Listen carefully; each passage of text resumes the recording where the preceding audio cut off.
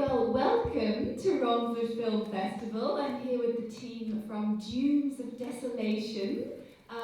We've all just watched your lovely film and it was amazing and we all really enjoyed it. So I'll allow you all to introduce yourselves if you want to sort of go down the line and say what your name is and what your involvement was in the film. Start with you, hello. Cool, hello. I'm Andy Boothby. I co-created with these guys.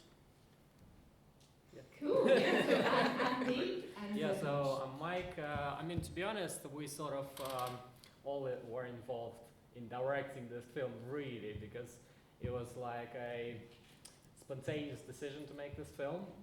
So it's that's why we kind of everyone brought ideas towards this film, and that's why we kind of all done a bit of directing. So this wasn't a traditional structure with a director and a writer. This was a...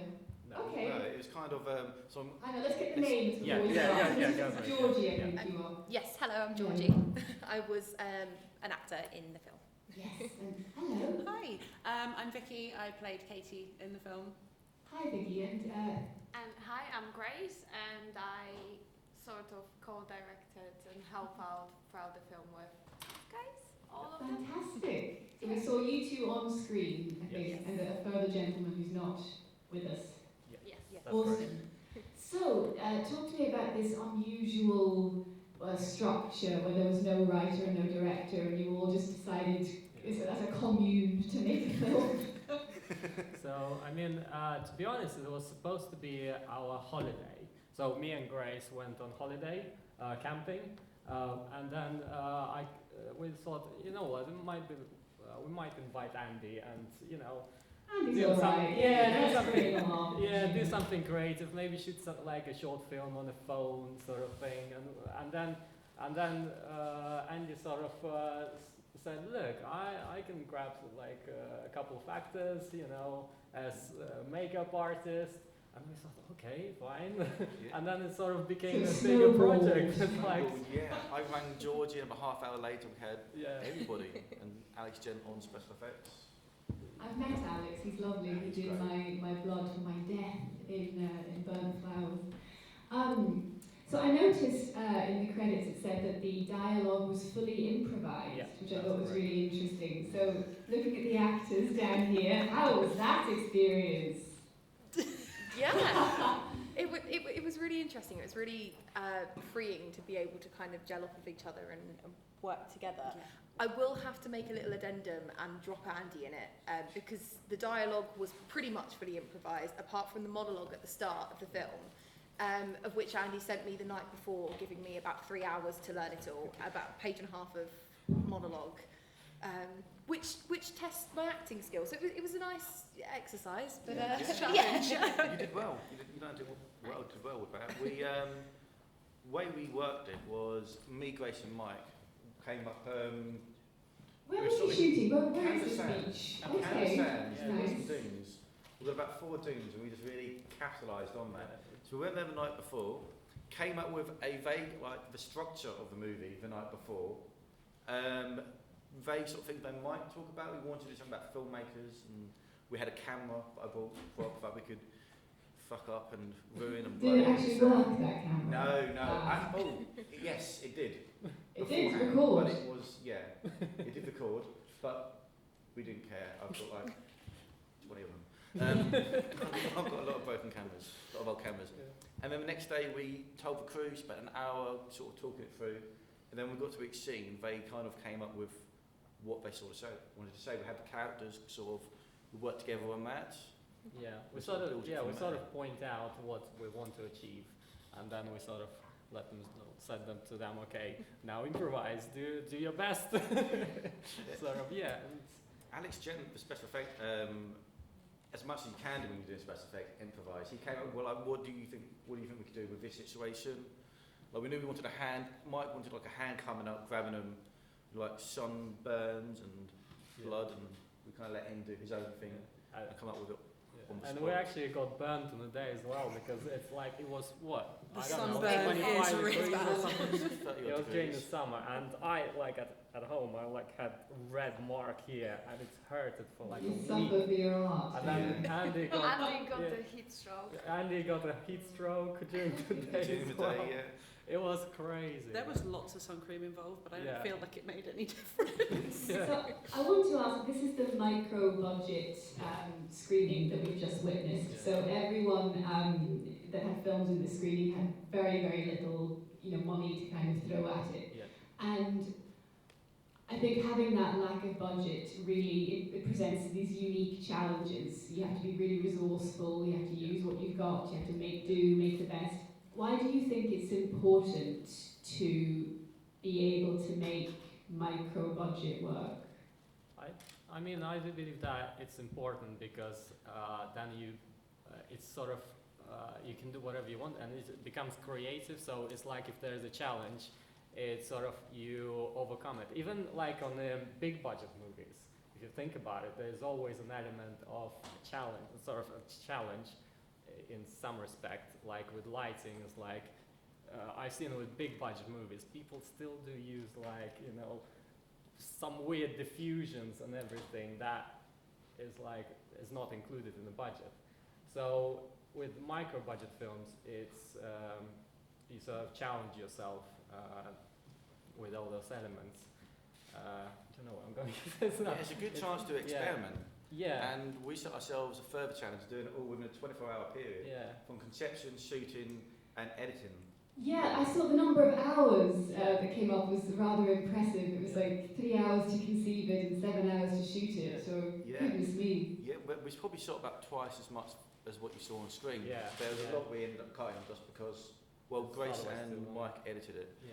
but there's a lot of stuff that just Yeah, Didn't there was work as well a long scene in the car park as well that we just cut because, I mean, to be honest, there was a lot of technical issues like the sound because we didn't actually have the sound person, so we actually just mic'd everyone up with the lapels, and we hoped for the best sort of thing. And at some point, actually, one of the mics didn't work, and what I had to do is because the actors were quite close, I had to raise the levels of the other lapel. Right. So there was these sort of challenges where it's like, oh, how do you deal with that?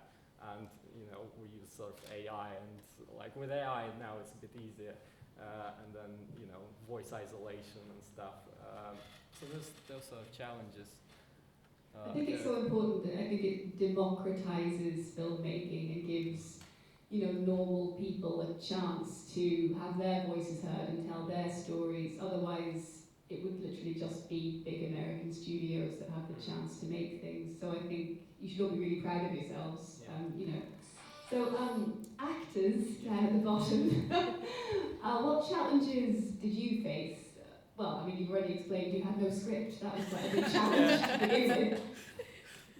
Kind of being thrown at the deep end. So I remember getting a Facebook message from you actually, and it was, this might be a little bit last minute, but I was just wondering. How many days' notice was this? I think like it was about 24 hours notice, wasn't Yeah. it? And it was like, Wow. we're shooting not tomorrow, but the day after, and I was like,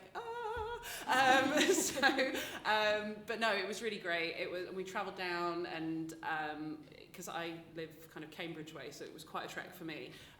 But it was really nice. It was a really nice day, and it was great to get to work with everyone. But the challenges was just kind of trying to really create a character that would be that would work kind of with the ideas that they had. But going back to what you were saying about why micro-budget films are so important, I think they can be really inspirational. We've got so many kind of filmmakers out there who really want to make good films, and to know that they can do that with next to no budget at all. There is options. There is, they can do that. I think it can be really inspiring. And I saw that with the sort of motto that played at the end of your film, just pick up the camera and go. So is that kind of the message you want to put out to inspire people to not be afraid to take that plunge? No, exactly. It's like that's what basically we did. We're supposed to go on holiday, but we decided to pick up the camera and shoot because we're all creative people here, and we just, even if we go on holiday, we like to shoot and do something Yeah. You went back to, Creative. you went back to Russia a few years ago, and I was like, oh, Mike, could you get a shot of like a shed, like a grotto for another film? Yeah. And you just shot it. So you're always doing Yeah. something. Yeah, it's always Crazy. like, yeah, if you're a filmmaker, you're a filmmaker for life, really. Yeah, you've got a phone in your pocket. Yeah, Yeah. go do it. Yeah.